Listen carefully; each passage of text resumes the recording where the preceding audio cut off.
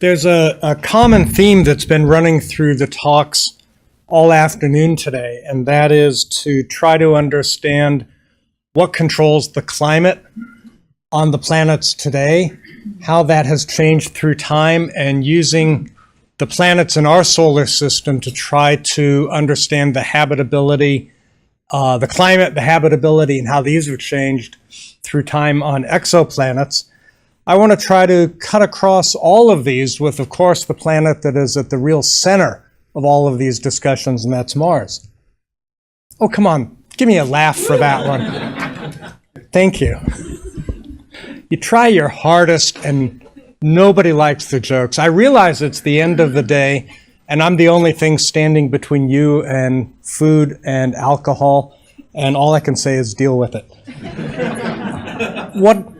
What I want to do is talk about the climate on Mars, how it has changed on the 1 year timescale, what changes on the 1 year timescale, and how year by year it integrates up to give us behavior over longer timescales, and then say something about what this tells us for exoplanets. And I want to start with the basics that the Mars climate has changed through time, which is really the driver behind my comment about it being at the center. The evidence is that Mars had a much warmer, wetter environment early in history. And I'm not going to spend much time on these, but we see geological evidence for water and runoff channels. This is the Gale crater that has the Curiosity rover in it, layers within crater wall seen by Opportunity, and minerals that form only in the presence of liquid water. Mars climate was warmer and wetter some 4 billion years ago. Today it's a cold, dry climate not conducive to liquid water, and we can ask what happened to change that. We think that the atmosphere must have been thicker to have greenhouse warming beyond what we see today from the thin 6 millibar atmosphere.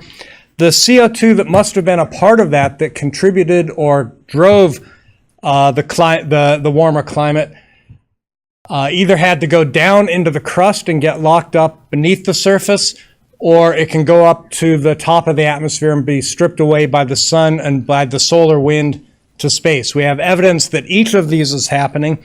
Here seen in carbonate globules in the Allen Hills meteorite, the carbonate came from the atmosphere, CO2 from the atmosphere, and here escaping ions described from the Mars Express mission. We know that both of these happened, but we want to try to constrain what was the driving process, the dominant process, in order to understand how these processes might have changed with other planets or elsewhere beyond the solar system. The approach we're going to take is to look at what the role played by loss to space from the atmosphere has been for gas and the changes in climate. I wouldn't be dwelling on this if I didn't think it was the dominant mechanism. We want to understand how these processes behave on an annual basis in order to extrapolate to longer timescales, and then we want to do that extrapolation and then come back to talk about what this means for other planets. I'm going to talk about the MAVEN observations over the course of a year, how we can extrapolate loss through time, and how we can go beyond just an extrapolation that has longer uncertainties and look at the isotopes as an indicator of what loss to space has actually taken place. And then we'll come back at the end and talk about exoplanets. So I want to start with, actually, before I go there, I want to say this without a picture up there, that if you're looking at what has driven the escape to space in the solar EUV, the solar wind, it all depends on the EUV being absorbed by the upper atmosphere. EUV is responsible for producing ions. It's responsible for dissociating molecules that leave atoms that can escape. The action is all driven by the EUV. The influence of the upper atmosphere on the lower atmosphere comes about through mixing. If you start stripping away the atoms out the top, The ones at the bottom become ones at the top, and they can escape. So I want to first work through the individual escape processes, and I'm going to start with hydrogen escape. The hydrogen comes from water that is photodissociated by sunlight. We have one image that was obtained on orbits 1 and 2 from MAVEN showing the very extended hydrogen corona. All of the blue is real measurements of hydrogen out to beyond 10 Mars radii. You can just see the red circle there that is Mars.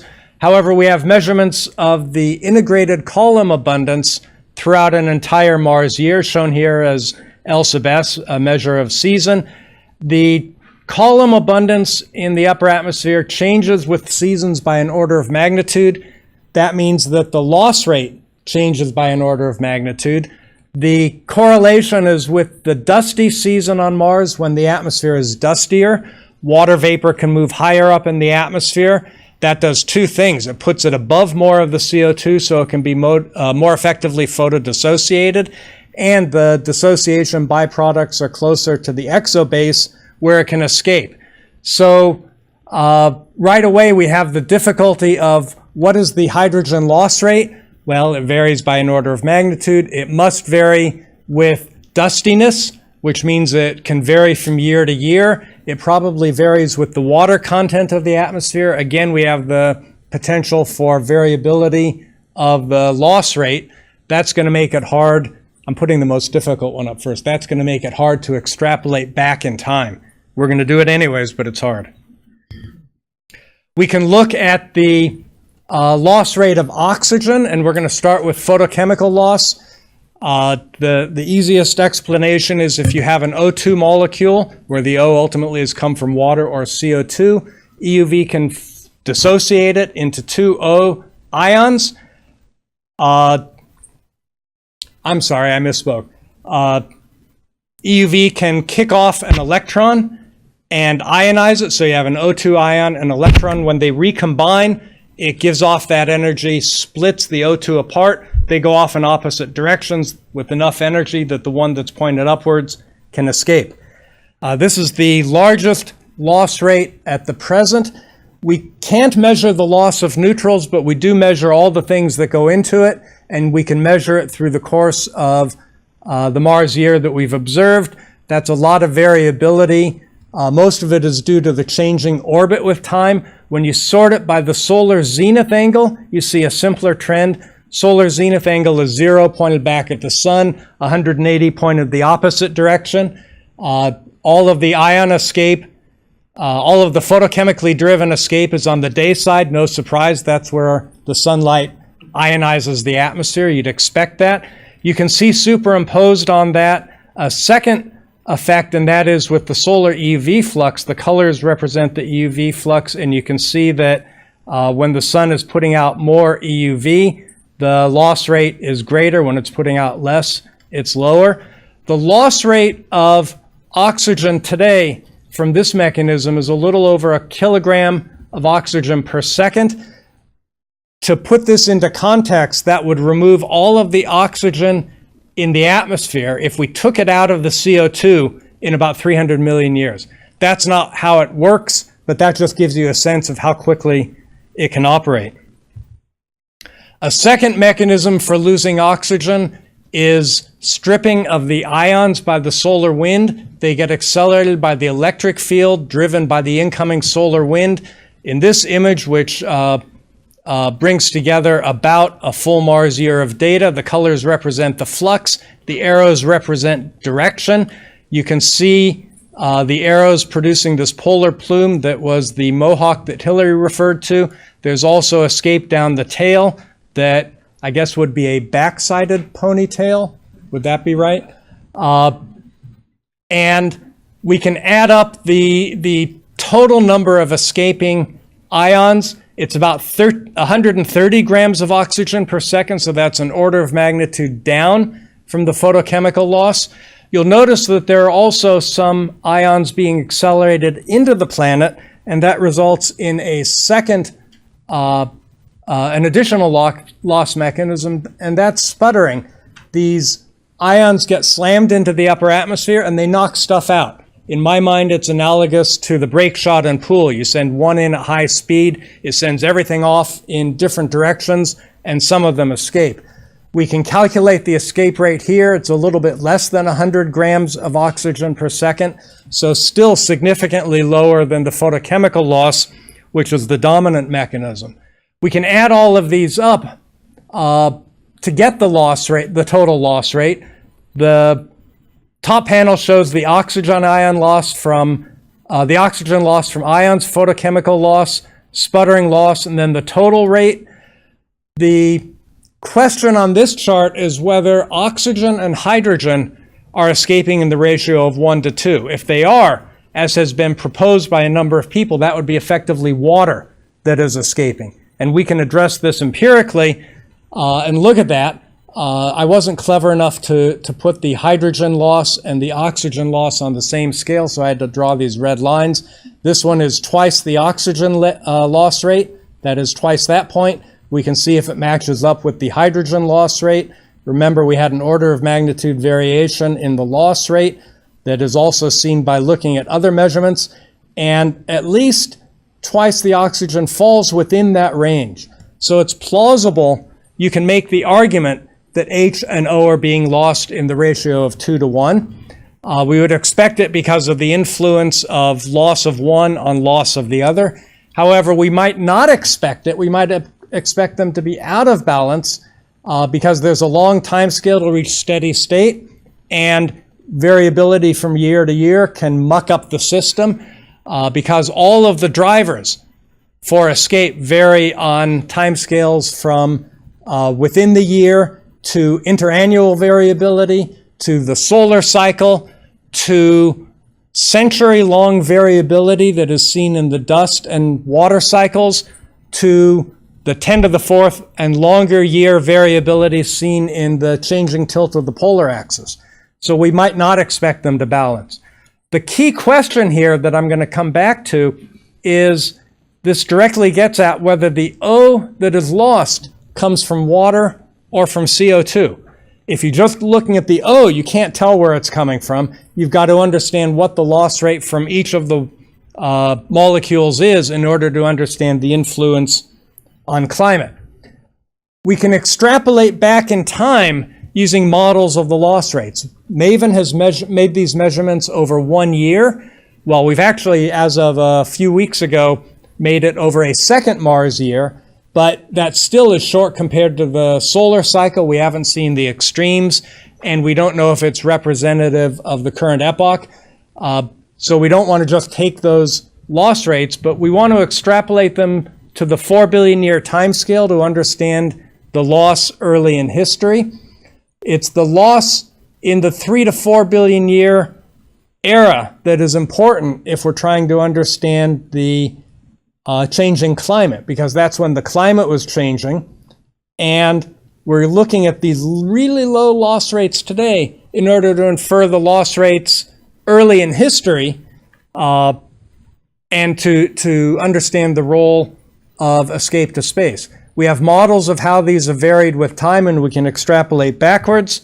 When we do, if we look at just the oxygen to begin with, if the oxygen is coming from CO2, it's the equivalent of almost a bar of CO2, and that would be enough to have a major influence on the climate. Excuse me. However, the oxygen could be coming from water. If it is, it's a couple of tens of meters of water, and that's enough to have a major influence on the climate. So I want to stop here with one preliminary conclusion, that loss of oxygen has been important through time. You don't just take the current loss rates and multiply by 4 billion years. You have to extrapolate backwards, knowing what the processes have been. But wait, there's more, and that is we can look at the role of solar storm events in enhancing the escape. This is an image I just pulled off the web showing coronal mass ejection. We can look for these and see what influence, if it hits Mars, it has on the escape rate. We've seen over the course of the mission so far many tens of events, and the problem with each event is that MAVEN is in an orbit in a plane. That should surprise nobody, that it doesn't cover all 4 pi solid angle every day. And the loss rate varies dramatically as a function of angle, or can vary as a function of angle. We can get at this statistically by looking at all the events together and looking at the loss rate. The blue circles here represent the loss rate from each of the events that has been observed. These are without regard to the intensity of the event, but we had an independent way to identify when a CME hit Mars, showing the oxygen outgoing flux as a function of the solar zenith angle. Remember, 0 pointed at the sun, 180 pointed away. The histogram-like line represents the average of a year of data. And you can see that the loss rate is enhanced toward high solar zenith angle and minimized toward low solar zenith angle. No surprise, if this event is hitting us from the sun, it's going to minimize the escape back toward the sun and enhance the downstream escape. This is a log plot, so on this scale, even though the dots look like they sit on top of the histogram, the stuff that is going downstream wins out over the stuff that is going upstream, and there's a net loss, a net enhancement in the loss rate due to the solar event. That's the first way we can do this. The second way we can do this is by looking at a single event and understanding it. We had the biggest solar event that MAVEN has seen about a year ago, September of last year. This is a simulation showing what the event looked like with the sun at the center, the Earth over on one side of the solar system, Mars over here. This red thing is the event. It's actually 2 events that coalesced into one, and it hit Mars square on. It was also big enough it hit Earth as well on the flanks, so it spanned half the solar system. We can look at this event in detail. We caught the full event with the flare, the very high energy protons that hit within a matter of hours, the lower energy ions, mainly protons, and electrons that took a couple of days to get there. You can see the effect in the red dots here on the pressure of the solar wind, and as the pressure of the solar wind went up, you can see it compressed the magnetic field lines in the upstream direction. We can look at this event and examine it in detail in order to understand what the influence on loss was. I wanted to show this first, just to show you what an event looked like. When the particles hit Mars after 2 days, they produced a global aurora. The image on the left is before. It's all speckle noise. The image on the right is aurora. It lit up Mars like a light bulb. But really, that's not what we want to do. Again, we can't use the observations directly to determine the loss rate because we only make measurements in a plane rather than the full 3-dimensional structure surrounding it. But we can use the measurements to validate models of the interaction of the solar wind with the planet, and then use the models to derive the loss rate. And that's what's shown up here, the models. You can see, boom, everything escapes greater. This particular model shows a 20 times enhancement in loss rate. So in fact, it may be that the solar events are the dominant loss mechanism early in history. They aren't important today in the overall loss, but early in history, solar events like this may have been essentially continuous. So the loss rate could have been significantly greater. With a loss of close to a bar of CO2 equivalent, the potential is for loss of many bars to tens of bars of CO2. Is there a way we can constrain this directly rather than saying it's a possible loss? And we do this using the isotopes of a couple of different species. And let me explain how that works using the argon isotopes, initially argon 38 and 36. These are both non-radiogenic, so the ratio between 38 and 36 should be constant with altitude. The atmosphere is well mixed, so you can see it's constant with altitude up until around 100 kilometers. At that altitude, diffusion becomes more effective than mixing by atmospheric motion, and things start to separate out by mass. 36 is lighter than 38, so it has a greater scale height. And by the time you get up to the exobase, which is the altitude from which escape occurs, 36 is relatively more abundant. So processes that remove this stuff from the top of the atmosphere take in proportion to what's there, and it preferentially removes that lighter isotope. It leaves the atmosphere enriched in the heavier isotope. Argon is of particular interest because it's a noble gas and doesn't react chemically. Once you put it in the atmosphere, it stays, except for this sputtering process, which will physically knock stuff out. This is the brake shot and pool, and argon is the, I don't want to say it's the 8-ball. That's probably not the analogy I'm looking for. Argon is the 38 ball.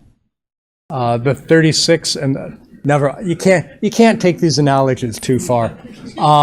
But it's a great indicator of the degree of efficiency of this sputtering loss mechanism. And the reason is that 38 is observed to be enriched in the atmosphere relative to 36. So it's a signature of loss to space. When we look at all the observations and compare it with the models, which are these dashed lines, the average is about 66% of the atmosphere must have been lost. 66% of the argon that was ever in the atmosphere has been stripped away to space. And that's for something that doesn't react photochemically. So right away, we know that loss to space has been an important process. We can play the same game with carbon, which is more important climatically, because we've got carbon-13 and carbon-12. So a process that preferentially removes the lighter isotope will enrich this ratio over time, and we can use that enrichment to tell us how much of the carbon has been lost. We have measurements of the 13-12 ratio expressed as delta C13, if you think in those terms, in the atmosphere from the rovers, and in what I'll call magmatic carbon from the Mars meteorites. It's a net enrichment of about 7%, or around 70 per mil. When you run that through the models, including possible dilution of the enrichment by outgassing, what you find is that 75% of the carbon has to have escaped to space through time. That means that loss of 75% of the carbon from CO2 has occurred through time. This is a major player in changing the climate. The only problem with this, is that I don't understand the process by which carbon is lost.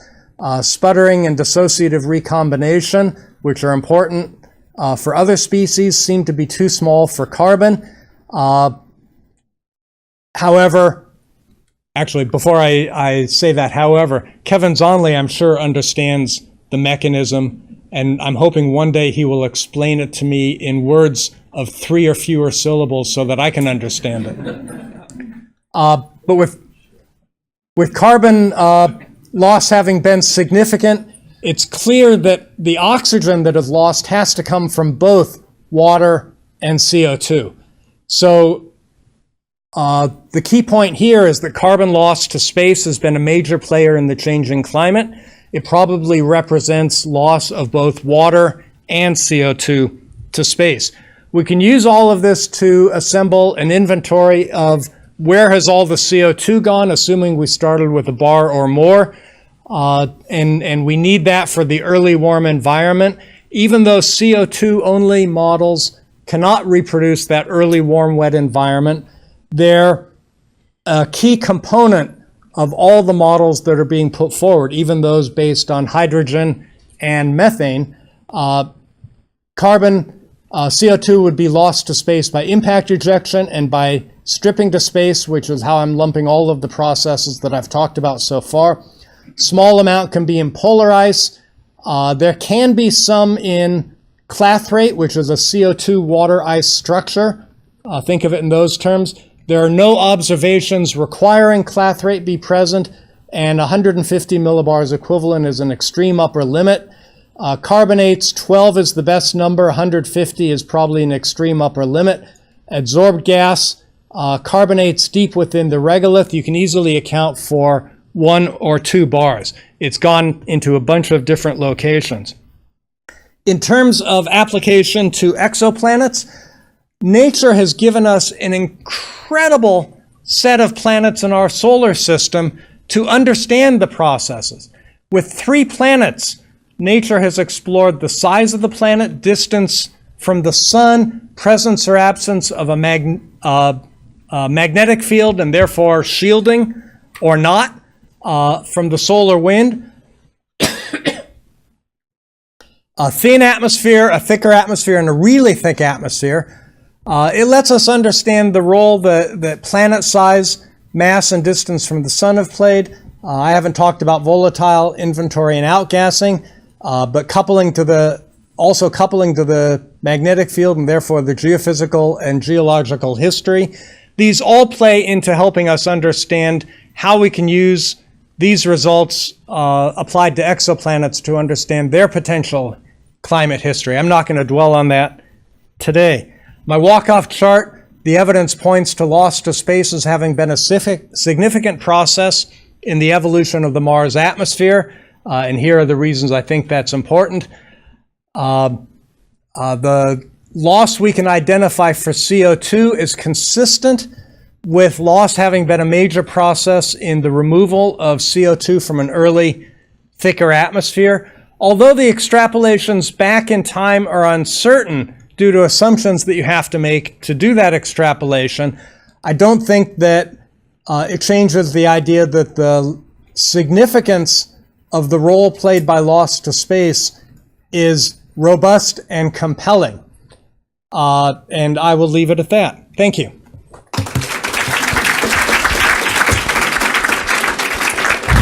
So do we have any questions? Why don't we start down here with the gentleman right there.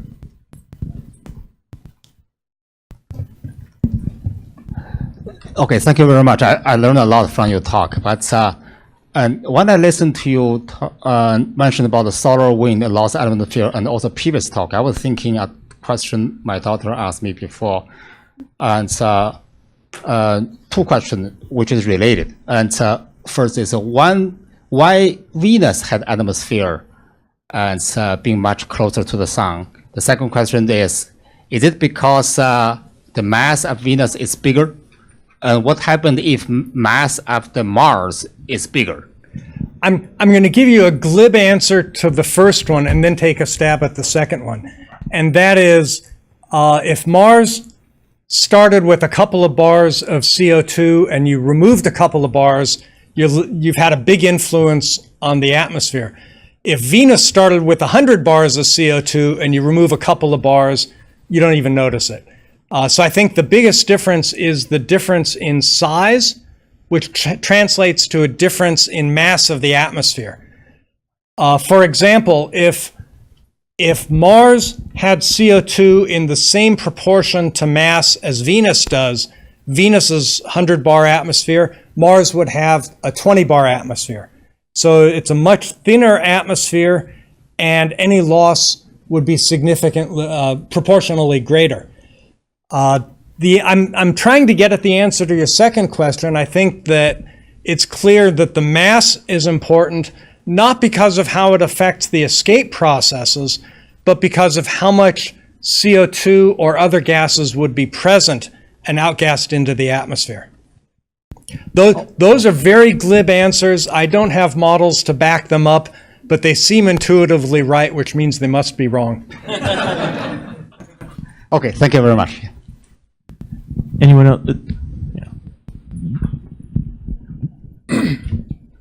Yeah, so Mars photochemical models seem to indicate that this 2-to-1 stoichiometric balance of H and O escape breaks down when you get the water vapor into the high atmosphere.